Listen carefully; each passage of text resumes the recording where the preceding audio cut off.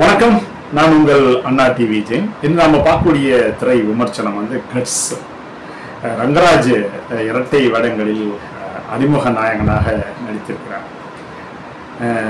ஒரு புதுமுகம் அப்படிங்கிற ஒரு எந்த விதமான ஒரு அதிர்வும் இல்லாமல், அதிர்ச்சியும் இல்லாமல் ரொம்ப அருமையா தன்னுடைய கதாபாத்திரத்தை அருமையா செஞ்சிருக்கிறாரு.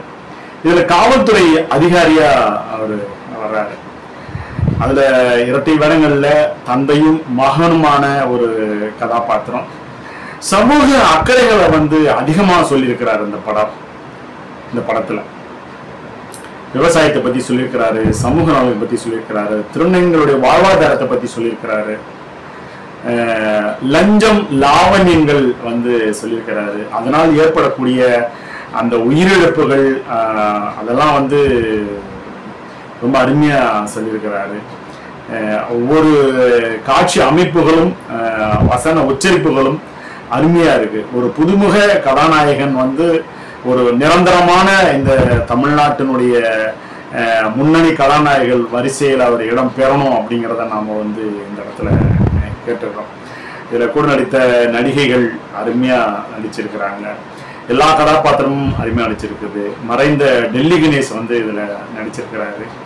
ரொம்ப ஒரு அருமையான ஒரு படம் பார்த்த ஒரு மகிழ்ச்சி.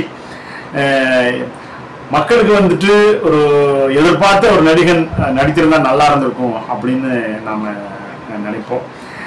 ரஜினிகாந்த் வரும்போதும் அதே நிலைமைதான், விஜயகாந்த் வரும்போதும் அதே எதிர்பார்ப்பு தான்.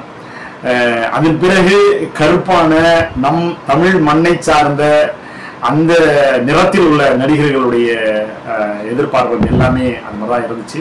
ஆனா அவர்கள் எல்லாமே இங்க ஒரு முன்னணி நாயகர்களாக கொடிகட்டி இன்றளவும் பறந்து கொண்டிருக்கிறார்கள் அப்படிங்கிறது நாம் உண்மையை சொல்லித்தான் ஆகணும். அந்த வகையில இந்த படம் உண்மையிலே அந்த கதாநாயகனுடைய கட்ஸ், அந்த கட்ஸை நாம பாராட்டலாம். அதிகமா இந்த படத்தை பத்தி பேசுறதை விட மக்கள் திரையரங்கங்கள்ல இந்த மாதிரியான கதைகளை பார்க்கறதுக்கு ஆர்வப்படணும். நாம எதிர்பார்த்த இயக்குனருடைய படமா இருந்தாலும் சரி, நடிகர்கள் படமா இருந்தாலும் சரி, அது கதை அம்சம் இல்லைன்னு சொன்னா ஏண்டா இந்த படத்தை நம்ம பார்த்தோம் அப்படின்னு ஒரு எண்ணம் தோணும். ஆனால் இது மாதிரியான கதை அம்சங்கள் உள்ள படங்களை நாம அதிகம் பார்க்கும் பொழுது அவர்களையும் நாம வரவேற்று அவருடைய கருத்துக்களை நாம கேட்கணும் அப்படிங்கிறது நம்மளுடைய ஆவா. அந்த வகையில இந்த படம் மிக ஒரு சிறப்பான படம். இதை எல்லோரும் திரையரங்குகளை சென்று பார்ப்பது நல்லது. மீண்டும் ஒரு திரை விமர்சனம் சந்திப்போம்.